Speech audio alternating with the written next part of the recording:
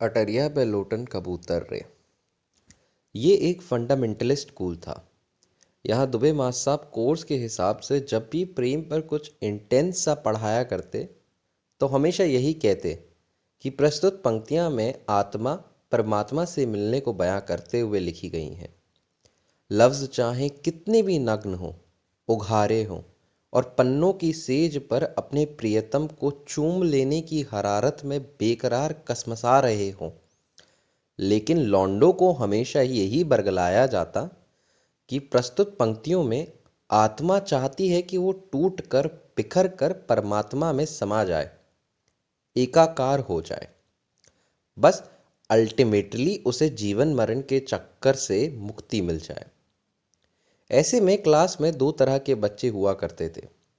एक वो जो अपनी टीनेजरी की दहलीज पर उकड़ू बैठे अपने सपनों के श्वेत मुर्गियों में प्राणय बांध दे रहे होते और खूब समझ रहे होते कि मरी आत्मा को ऐसी कौन सी आग लगी पड़ी है जो जब देखो परमात्मा की बाहों में समाने को पगलाए रहती है। आत्मा जो ना पानी से गीली हो सकती है और ना आग से जल सकती है, वो आशिकी क्या घंटा करेगी। दूसरी तरह के बच्चे वो हुआ करते जो सच में हाथ जोड़कर भरे मन से ये प्रार्थना कर रहे होते कि आत्मा और परमात्मा का मिलन किसी तरह बस हो ही जाए। वो दिलवाले दुल्हनियां ले जाएंगे कि ट्रेन वाले आखिरी सीन की विवेचना भी कुछ इसी तरह करते कि यहाँ पर अमरीश पुरी संसार की माया का प्रतीक है और काजोल आत्मा का प्रतिरूप। हो ना हो, शाहरुख परमात्मा है। फिल्म के आखिरी सीन में जब अमरीश पुरी काजोल का हाथ छोड़कर कहता है कि जा सिमरन जी ले अपनी जिंदगी, तब ये साफ हो गया कि वो ट्रेन रूपी अलौकिक असंसारिक यात्रा के माध्यम से माया से हाथ छुड़वाकर आत्मा को परमात्मा से मिलने के लिए भेज रहा है। ये दूसरी तरह के बच्चे बड़े भोले थे, लेकिन दुबे जी की पहले तरह के बच्चों से हमेशा फटी रहती, क्योंकि गाय बगाए उनमें से कोई ना कोई खड़ा होकर पूछ ही देता, पास साहब, ये प्रस्तुत पंक्तियों में कवि आत्मा के माध्यम से कौन से मीठे मीठे दर्द की बात कर रहा है। माने दर्द तो ठीक बात है मां साहब, लेकिन ये किस प्रकार का दर्द है जो मीठा मीठा सा लगता है।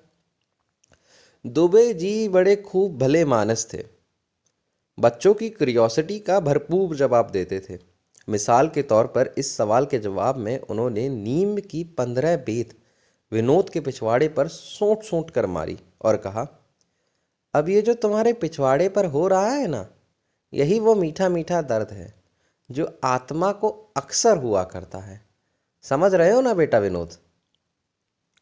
विनोद हमारी क्लास का सबसे हरामखोर लड़का था, इसलिए मैंने उसे मन ही मन अपना गुरु मान लिया था। मेरे लिए विनोद उम्मीद की वो किरण था जो मुझे दूसरी तरह के बच्चों से पहली तरह के बच्चों में तब्दील कर सकता था। मैं पहली तरह का बच्चा इसलिए हो जाना चाहता था क्योंकि मुझे प्यार हो चला था और मैं नहीं चाहता था कि मेरा प्यार आत्मा परमात्मा वाला बकवास प्यार रह जाए। हम सब जानते थे कि विनोद पूरी क्लास में अकेला ऐसा लड़का था जिसके पास गर्लफ्रेंड थी। हालांकि विनोद उसे आइटम, फंटी या माल कहलवाना पसंद करता था, लेकिन मुझे ऐसा कहना बिल्कुल पसंद नहीं था, क्योंकि मैं नहीं चाहता था कि श्रुति कल को मेरी गर्लफ्रेंड बने तो कोई उसे माल कहे। मैंने पहले ही तय कर लिया था कि मैं उसे जानू कहूँगा। मैं भूगोल के बोरिंग पीरियड में अपनी कल्पना में श्रुति को जानू कहने का अभ्यास किया करता और इतना सोच भर लेने से ही मेरे चेहरे का मानचित्र बदलने लगता। मुझे ये सोच कर रोमांच हो जाता कि अगर श्रुति ने पलट कर मुझसे भी जानू कह दिया तो मेरे बदन के शुष्क मरुस्थल पर उसकी आवाज़ के नम्न पछुआ पवन टकराकर मौसम का पहला मॉनसून ले आएंगे। वहाँ जहाँ आज तक बारिश की एक बूंद भी नहीं गिरी, आज वहाँ मूसलाधार बरसात आएगी और मेरे बदन के मरुस्थल का रोम रोम चेरापूंजी के घसियाले मैदानों की हरी धूप सा खिल उठेगा। श्रुति ने भी हट पकड़ ली थी कि वो हर एक पीरियड में मेरे दिमाग का हिस्सा हो लेती, जैसे वो मुझसे कहना चाह रही हो कि क्यों मैं उसके पास पहुंचकर उससे बात नहीं करता हूँ। अब उस दिन तो हद ही हो गई जब भूगोल की क्लास के बाद अंग्रेजी की क्लास में श्रुति लूसी ग्रे बनकर आ गई। विलियम वर्ड्सवर्थ की कविता की एक एक लाइन में लूसी का चरित्र हूबहू श्रुति से मिलता था। अंग्रेजी के बाद गणित की क्लास में भी उस दिन कोऑर्डिनेट ज्योमेट्री पढ़ाई गई। श्रुति वहाँ भी थी, पैराबोला और एपिलिप्स के उठान और उभार में। वहाँ मैं भी था, एसिम्पटोट बनकर। त्रिपाठी मास्टर साहब ने बताया कि एसिम्पटोट वो लाइन होती है जो पैराबोला को अनंत पर जाकर मिलती है। मेरी दिल की धड़कनें अचानक और तेज हो गईं और मुझसे रहा नहीं गया। मैंने हाथ खड़ा किया। सर। हाँ बालक, कहो, कहाँ प्रश्न है? अनंत पर मिलना क्या होता है? अनंत पर मिलना मतलब इन्फिनाइट पर मिलना। हाँ तो मास्टर साहब, इन्फिनाइट पर मिलना क्या होता है? इन्फिनाइट पर मिलना मतलब अनंत पर मिलना, त्रिपाठी जी ने चीखते हुए कहा। सर आप समझ नहीं रहे हो। मैंने ये तो समझ लिया कि इन्फिनाइट मतलब अनंत होता है, लेकिन ये मिलना क्या होता है? पगला गए हो क्या बालक? बिना बात दिमाग खराब कर रहे हो। इधर आकर मुर्गा बन जाओ। सर आप बिला वजह नाराज हो रहे हो। मैंने तो सवाल पूछा था। सवाल गया बाबा जी की लंगोटी में। अब इधर आके सीधे सीधे मुर्गा बनते हो कि नहीं? इन्फिनाइट पर मिलना भी कैसे मिलना हुआ सर? ऐसे तो एसिम्पटोट पैराबोला से कभी नहीं मिल सकेगा। सीधे सीधे आप ये क्यों नहीं कह देते कि दरअसल दोनों में मिलन कभी होता ही नहीं है, ऐसा बस प्रतीत होता है कि दोनों कहीं मिल रहे हैं। मैंने मुर्गा बने हुए घुटनों के बीच से त्रिपाठी जी को घूरते हुए दुखी मन से जवाब दिया। मेरा दिल टूट चुका था, साथ ही मेरी टांगे भी। आधे घंटे लगातार मुर्गा बना रहना कितना कष्टदायक होता है, इसका असली अंदाज़ा तब होता है जब आप कुक्कड़ योनि से मनुष्य योनि में वापस आते हैं और चलना शुरू करते हैं। जब चलते ही घुटनों की गेंदें ग्रेविटी और फ्रिक्शन से झगड़ना शुरू करती हैं, जिसमें बीच बीच में ऐसा महसूस होता है कि अभी अचानक घुटनों की दोनों गेंद पॉप करके बाहर आ जाएंगी। न्यूटन ने भले ही सेब को गिरता देख ग्रेविटी को हेलो बोला होगा, लेकिन ग्रेविटी से हमारी नमस्ते तो त्रिपाठी मास्टर साहब ने कराई थी। अगर इस वक्त श्रुति मेरी क्लास में होती तो वो मुझे मुर्गा बना देखकर ज़रूर दुख जाहिर करती। वो मेरी क्लास की लड़कियों की तरह निर्मम और शैलो नहीं थी, जो मुझे मुर्गा बना देखकर होठों पर रुमाल लगाकर हंस रही थी। खास तौर पर वो प्रियंका सिंघानिया और ईशा कपूर जैसी तो बिल्कुल ही नहीं, जिन्हें जितना गुरूर अपनी खूबसूरती और एक्सेंट वाली अंग्रेजी का था, उससे कहीं अधिक गुरूर उन्हें सिंघानिया और कपूर होने का था। अपनी लंका खुदा ही लगा ली है बबुआ, विनोद मेरे कंधे पे सहानुभूति के साथ हाथ रखकर कहा। हम तो सीधा सीधा सवाल पूछे थे, ये त्रिपाठी मास्टर साहब बिला बात जज्बाती हो लिए। सवाल तो हम भी भरपूर सुने तुम्हारा। इतना लंठई वाला सवाल पूछे हो कि त्रिपाठिया की जगह हम होते तो तुम्हें ज़मीन पे नहीं, तिरछी वाली डेस्क पर मुर्गा बनाते और जब तक अंडा नहीं चुआते तब तक नीचे भी नहीं उतारते। देखो फालतू बकवास ना करो विनोद, माथा पहले ही खराब है, पेंसिल घुसेड़ के मारेंगे तुमको। जाओ बेटा, फिर तुम पेंसिल ही घुसा लियो। हम तो मदद करने आए थे तुम्हारी। पेंसिल ही घुसा लियो से क्या मतलब है तुम्हारा? मतलब पेंसिल ही घुसा लियो, जो घुसाने लायक हो वो तो तुमसे घुसने से रहा। क्या मतलब क्या तुम्हारा? क्या घुसाना? क्या क्या क्या घुसा रहे हैं हम? क्या मतलब हम रोज देख समझ रहे हैं। खन्ना मास्टर साहब की गणित की कोचिंग में तुम दोनों का बनता हुआ समीकरण सबको खूब दिखाई देता है, लेकिन बेटा जहाँ तुम प्रेम की सरल लेखा जोड़ने चाह रहे हो ना, वहाँ त्रिकोणमिति के इतने लव ट्रायंगल हैं कि उलझने तैयार बैठे हैं कि कटिया उतारते उतारते करंट खाकर मर जाओगे। हालांकि विनोद की ओछी बात पर मुझे बेहद गुस्सा आ रहा था, लेकिन उसने गणित और दर्शन शास्त्र को मिलाकर इतना सब कुछ ऐसे सटीक अंदाजे से कहा था कि मैं उसकी बात को इग्नोर करने की हिम्मत ना जुटा पाया। और वैसे भी इग्नोर करने के एक रिस्क पर थी श्रुति और दूसरी तरफ जानू, मेरी जानू। बेशक विनोद कमीना था, लेकिन ऐसे नाजुक मौके पर मुझे उसी की कमीनापंती एक्सपर्टीज की ज़रूरत थी। जहाँ काम आए सुई, कहा करे तलवार, हिंदी में दुबे मास साहब कहा करते थे। इसलिए इस वक्त मैंने विनोद की शरण में जाना उचित समझा। विनोद के काफ़ी हाथ पैर जोड़ने और उसकी प्रैक्टिकल फाइल के अलावा हर्बेरियम फाइल बनाने के वायदे के एवज में उसने मुझे अपनी शरण में ले लिया। काश मैंने भी मोल भाव करने की काबिलियत अपनी माँ से ढंग से सीख ली होती, तो मैं भी आज विनोद से भैया ठीक ठीक लगा लो कह देता और हर्बेरियम फाइल बनाने से बच जाता।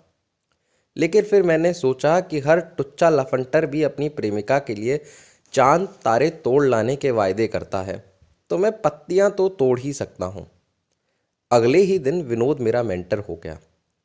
विनोद की पहली सीख ये थी कि मुझे कोचिंग क्लास में कभी भी स्कूल ड्रेस में नहीं आना चाहिए। मुझे उसकी बात लाजमी भी लगी, क्योंकि हमारी स्कूल ड्रेस सचमुच वाहियात थी। उस दिन मैंने पहली बार महसूस किया कि लाल स्वेटर पर खाकी रंग के पेंट में मैं कैसा नमूना दिखता रहा होऊंगा। ये भी मैंने उसी दिन नोटिस किया कि कोचिंग में मेरे अलावा सारे लड़के कपड़े बदल कर पहुंचते थे। पर मेरी दुविधा ये थी कि स्कूल शाम 4:30 पर ख़त्म होता और कोचिंग क्लास शाम 5 बजे शुरू होती, और ऐसे में मेरे लिए घर जाकर कपड़े बदलवाना संभव नहीं था। वो तो भला हो विनोद के ब्रिलियंट सुझाव का कि स्कूल के बस्ते में जीन्स और टी शर्ट रख के ले आने लगा। जब माँ ने मुझे सुबह सुबह स्कूल के बस्ते में जीन्स और टी शर्ट डालते हुए देखा तो बड़े हैरानी हुई। लेकिन मेरे पास विनोद का रटाया हुआ जवाब तैयार था। माँ, रात तक सफ़ेद टी शर्ट पहने रहने से उस पर मैल चढ़ जाता है, फिर बेकार में तुम उसे रगड़ रगड़ कर परेशान होती रहती हो। माँ ने मुझे ऐसी संदेह भरी नज़रों से देखा जैसे मैंने बस्ते में बंदूक रख ली हो, लेकिन फटाफट बस्ता भर कर स्कूल के लिए निकल गया। जैसे तैसे स्कूल ख़त्म हुआ और स्कूल के टॉयलेट में कपड़े बदल कर कोचिंग आ गया। श्रुति पहली डेस्क पर बैठती थी। विनोद के कहे अनुसार मैं चौहान सर के आने से पहले श्रुति के सामने 2-3 बार आ जा चुका था। मेरे अंदाज़न श्रुति ने इस दौरान मुझे एक न एक बार ज़रूर देखा होगा, लेकिन ये यकीन से कह पाना मुश्किल था क्योंकि मैं खुद श्रुति को एक भी बार नहीं देख सका। हर बार उसके सामने से गुजर जाना उतना ही कठिन होता जितना पापा की उंगली के बिना कानपुर की चौड़ी सड़कों को पार करना।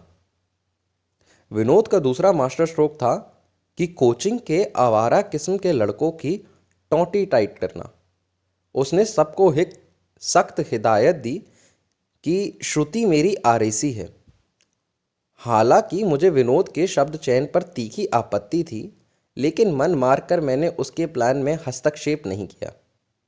आधे घंटे सभी लड़कों को पता चल चुका था कि विनोद मेरी आरएसी को कंफर्म करने में जुटा हुआ है, इसलिए उन्होंने अपनी अपनी वेटिंग लिस्ट किसी और डेस्टिनेशन पर लगा दी। विनोद मेरी तेज़ रफ्तार शाहरुख काजोल डीडीएलजे एक्सप्रेस का टीटी बनकर आ चुका था। चौहान सर की आदत थी कि वो सभी सवालों को पूरा पूरा हल नहीं करते थे। वो समय बचाने के लिए सवाल को सॉल्व करने का तरीका बताकर उसे बीच में छोड़ दिया करते थे। इस वजह से श्रुति को गणित में खासी दिक्कत पेश आती थी।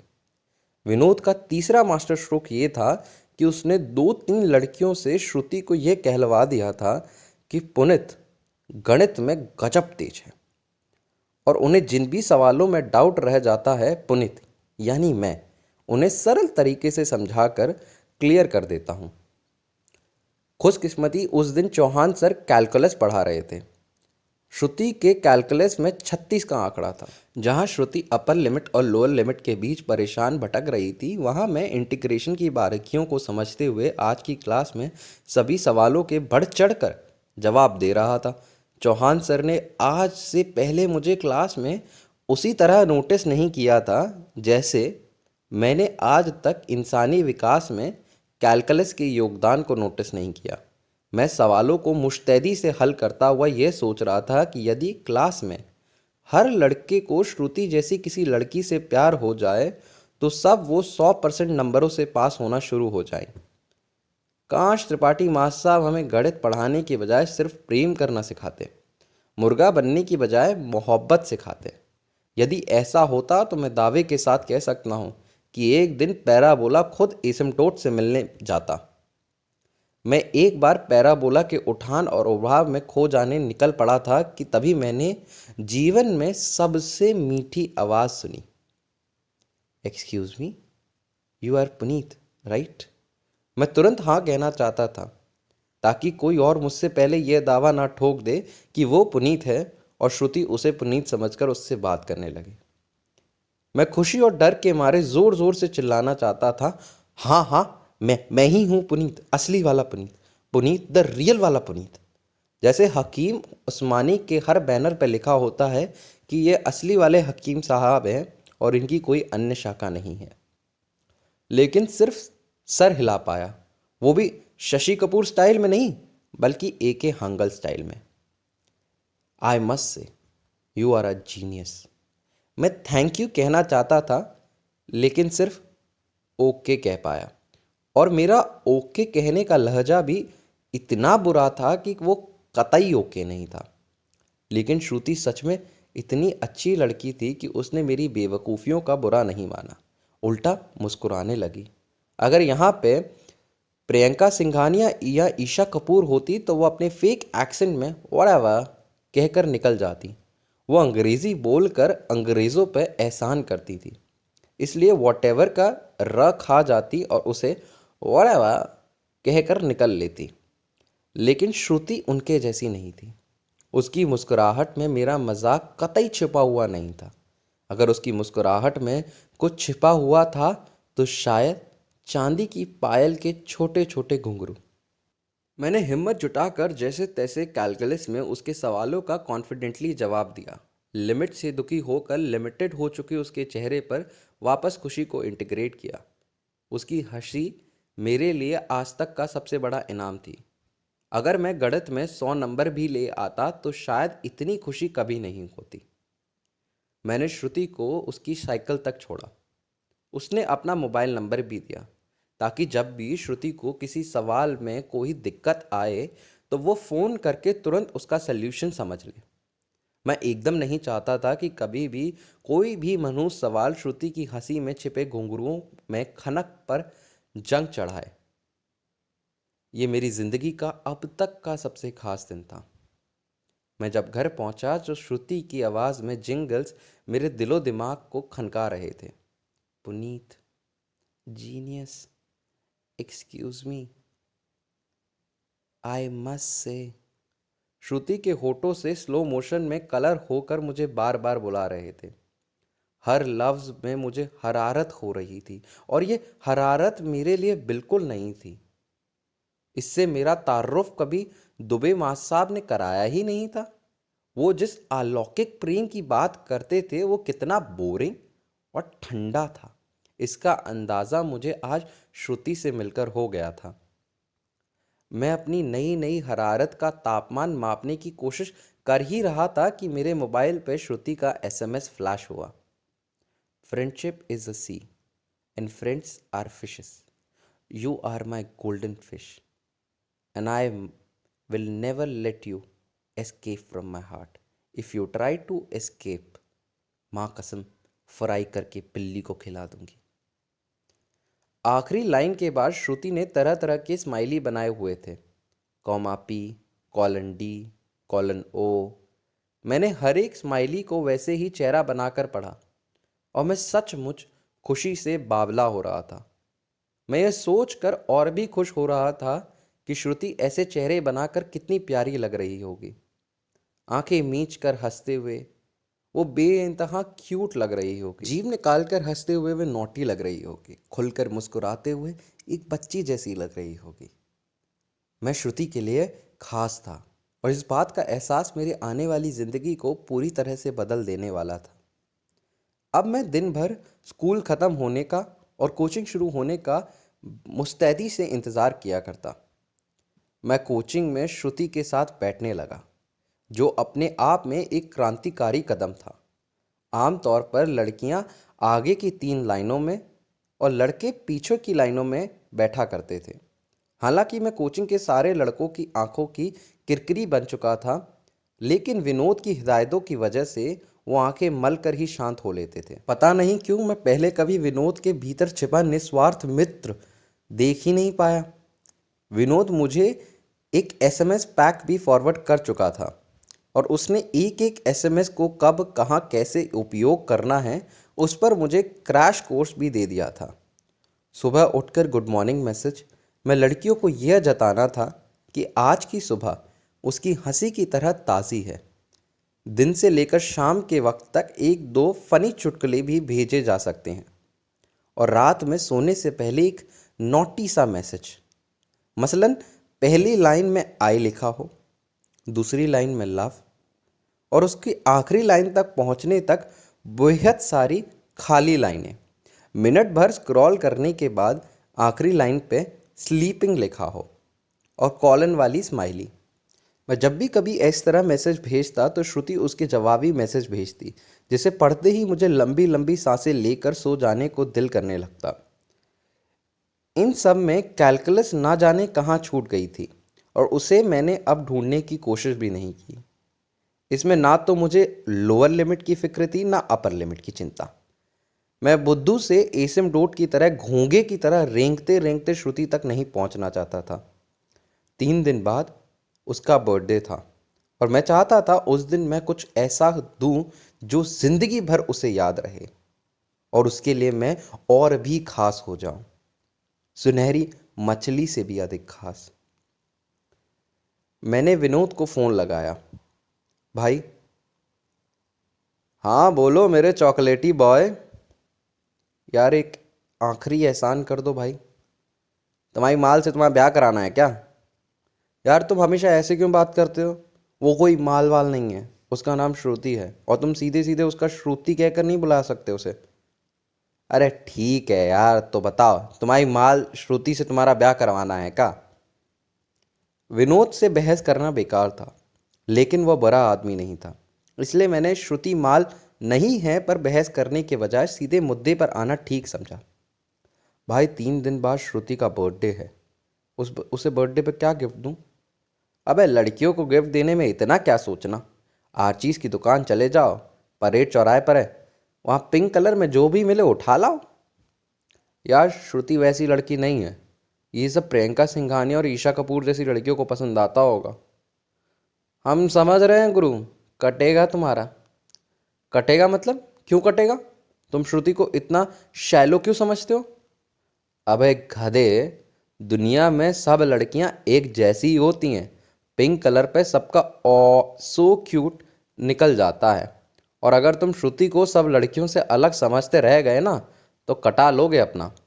आर्चीज से pink teddy bear, pink cushion, लाल रंग का ग्रीटिंग लाकर दे दो और फिर देखो। नहीं विनोद, कुछ और स्पेशल सा बताओ। ये सब तो हर लफंगा और तीसरा आशिक करता ही रहता है। मैं कुछ अलग सा करना चाहता हूँ जो श्रुति को बेहद खास लगे, जो ऐसा सिर्फ सिर्फ उसका पुनीत उसकी श्रुति के लिए कर सकता है। विनोद ने फ़ोन काट दिया। मैं उसे दोबारा फ़ोन करना भी नहीं चाहता था, क्योंकि मुझे नहीं लगता कि विनोद इस बात को समझ सकता था कि श्रुति मेरे लिए क्या थी। इसमें उसकी गलती नहीं थी, क्योंकि श्रुति के लिए पुनीत का प्यार कोई फालतू सड़क छाप प्यार थोड़ी था। मैंने दिमाग को हल्का करने के लिए रेडियो मिर्ची ऑन किया। रात के 8 बज रहे थे। लव गुरु का प्रोग्राम आ रहा था। लव गुरु, मैं सहारनपुर से आशीष बोल रहा हूँ। मैं शीतल को बेइंतहा प्यार करता हूँ और 3 दिन बाद उसका जन्मदिन है। मैं उस खास दिन के लिए उसे एक खूबसूरत सा गाना सुनाना चाहता हूँ। क्या ये मात्र संयोग था या फिर कुदरत का कोई इंडिकेशन? लेकिन यह भी तो कोई नया तरीका ना हुआ। ऐसा तो आशीष सहारनपुर से ऑलरेडी कर चला था। पर फिर मुझे विनोद की बात याद आई। शायद लड़कियों को यह सब क्यूट तरीके पसंद आते हैं और मैं बेवजह ही नज़रअंदाज करे चला जा रहा हूँ। आम सी बात को भी खास अंदाज में कहा जाए तो शायद लड़कियों को यह सब पसंद आता हो। इसलिए मैंने तय कर लिया कि मैं श्रुति को रेडियो पर बर्थडे विश करूँगा, एक खास अंदाज में, जो सिर्फ पुनीत ही श्रुति के लिए कर सकता है, उसका पुनीत। मैं 20 अगस्त का इंतज़ार करने लगा। हालांकि 20 अगस्त में 3 दिन ही बाकी थे। मगर 3 दिन इंतज़ार करना 30 के बराबर लग रहा था। विनोद की मदद से मैंने श्रुति के सबसे अच्छी दोस्त नेहा को अपने सरप्राइज़ का भागीदार बना लिया। नेहा तुरंत ही तैयार हो गई क्योंकि उसे यह सिंपली क्यूट लगा और उसने प्रॉमिस किया कि वो 20 अगस्त को ठीक 8 बजे श्रुति को रेडियो सुनने को बैठा देगी। 20 तारीख को मैंने जानबूझकर श्रुति को अवॉइड किया, जैसे मुझे इस बात का अंदाज़ा ही ना हो कि आज के दिन श्रुति जैसी प्यारी सी लड़की इस दुनिया में आई थी। हालांकि ऐसा कर पाना मेरे लिए बेहद मुश्किल हो रहा था, लेकिन इस बार मैंने विनोद की बात मानना ठीक समझा। ठीक 7:30 बजे एक साफ से कागज़ पर वो मैसेज लिख कर रख लिया जो मैं श्रुति को कहना चाहता था। 2-3 बार पढ़कर प्रैक्टिस भी कर ली और 7:45 पर अयाज का नंबर लगाकर 2 बार चेक किया। फ़ोन लाइन ठीक से काम कर रही थी। 7:55 पर नेहा का एसएमएस आया, ऑल गुड। और अगले ही मिनट विनोद का एसएमएस आया, जा जा मेरे शेर।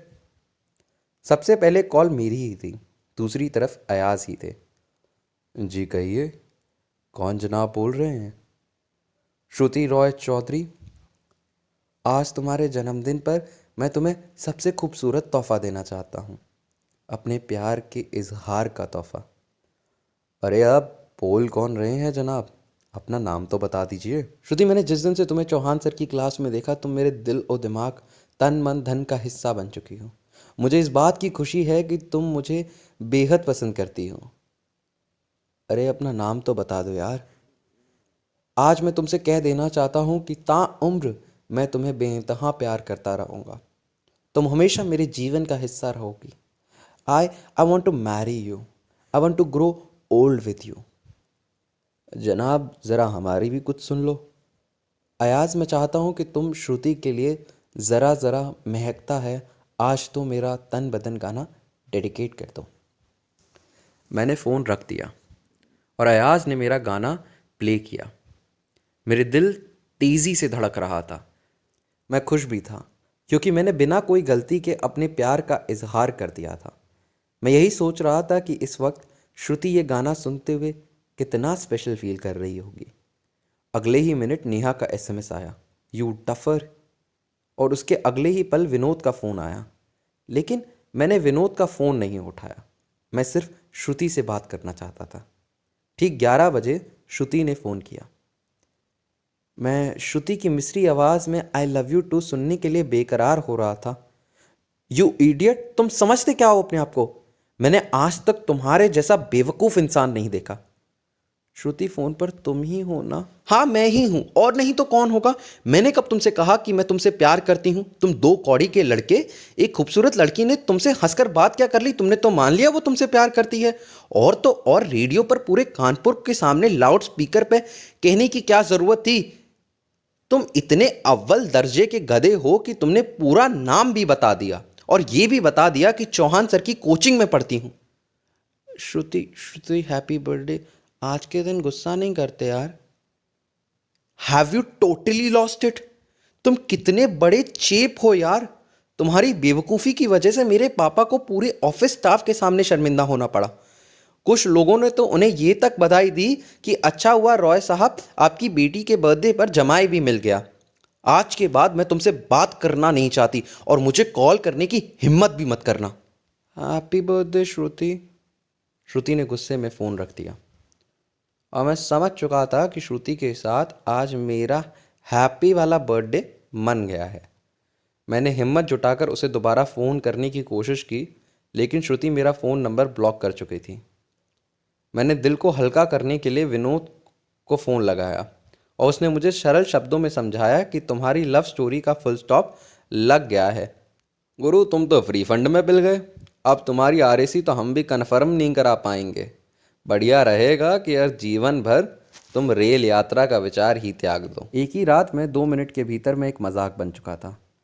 अगले दिन स्कूल पहुंचा तो मेरी छोटी सी लव स्टोरी स्कूल के हर टॉयलेट, दीवार, डेस्क और ब्लैकबोर्ड पर तराशी जा चुकी थी। पुनीत लव्स श्रुति टॉयलेट की बदबू से हिल मिलकर सड़ांत मार रहा था, कभी सल्फर जैसा तो कभी सड़े हुए अंडे से भी अधिक बुरा। श्रुति का फ़ोन नंबर मुझसे बात करोगी टैगलाइन के साथ दिल के निशान के बीच चस्पा कर दिया गया था। आज फिर गणित की क्लास हुई, लेकिन उसमें पैराबोला और एसिम्प्टोट नहीं था। कॉम्प्लेक्स इक्वेशंस थीं। रियल के बीच इमेजिनरी था। दोनों मिलकर कॉम्प्लेक्स हो चुके थे। अंग्रेजी की क्लास हुई, लेकिन आज उसमें लूसी ग्रे नहीं थी। फॉरगेटिंग का सटायर था। ज्योग्राफी की क्लास में मूसलाधार बारिश नहीं थी। सुनामी पर छोटा सा डिस्कशन जरूर था। जैसे तैसे आखिरी क्लास तक दिन रेंगते रेंगते पहुंचा तो बायोलॉजी में इंसानी दिल की संरचना पढ़ाई जा रही थी। इंसान का दिल 4 चेम्बर्स में बटा होता है। इंसानी दिल दिन भर खून को पंप करता है। उमेश जी ने पढ़ाया। सर, ये चार्ट में किसका फोटो बना हुआ है? मैंने हैरान होकर पूछा। अबे, जब दिल के बारे में पढ़ा रहे हैं तो आंत का फोटो तो नहीं बना होगा, उमेश जी ने गुस्से में कहा। लेकिन सर, ये दिल का फोटो तो लग नहीं रहा, मैंने भी गुस्से से कहा। क्या बकते हो सर, ये कैसा गंदा सा बेहुदा फोटो है। दिल तो पान के पत्ते जैसा होता है, ये तो किडनी लग रहा है। 2 लपड़ पड़ेंगे, दिलो दिमाग नज़र सब दुरुस्त हो जाएगा।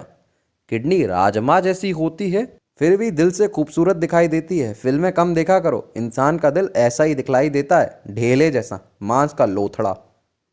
उमेश जी आगे बढ़ाने लगे और मैं दुखी होकर सर झुकाकर बैठ गया। मुझे बेहद गुस्सा आ रहा था।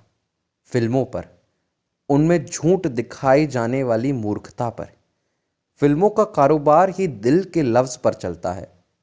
90% गाने दिल जान जिगर के बकवास के बिना बनाए ही नहीं जा सकते। दिल जो कि इतना बेढंगा बेहुदा घटिया दिखलाई देता है, दिल जो बस एक मजदूर की तरह खून खींचता और फेंकता रहता है, एक पिचकारी की तरह, उमेश जी की तरह, जो क्लास के बीच में ही दीवार के कोने पर लाल लाल पान की पीक फेंकते रहते हैं। मैंने किताबों का पन्ना पलटा तो उसमें श्रुति की पासपोर्ट साइज फ़ोटो दबी हुई निकली, जो एक बार कोचिंग में मैंने श्रुति के डेस्क के नीचे से उठाई थी। मैं उसे श्रुति को वापस करना भूल गया। मैंने काले पेन से श्रुति की मूछें बनाई। मेरे बगल में विनोद बैठा हुआ था। वो मुस्कुराया और उसने श्रुति के गाल पर एक काला मस्सा रख दिया। अपनी क्रिएटिविटी पे विनोद और भी खुश हुआ और उसने मुझे कागज़ की चिट पास की। डाकू सुरती सिंह, विनोद ने लिखा। खूंखार डाकू सुरती सिंह, मैंने करेक्शन करते हुए लिखा। अब लाइन पर आए हो, उसने लिखा। अपनी माल की फ़ोटो दिखाओ, मैंने लिखा।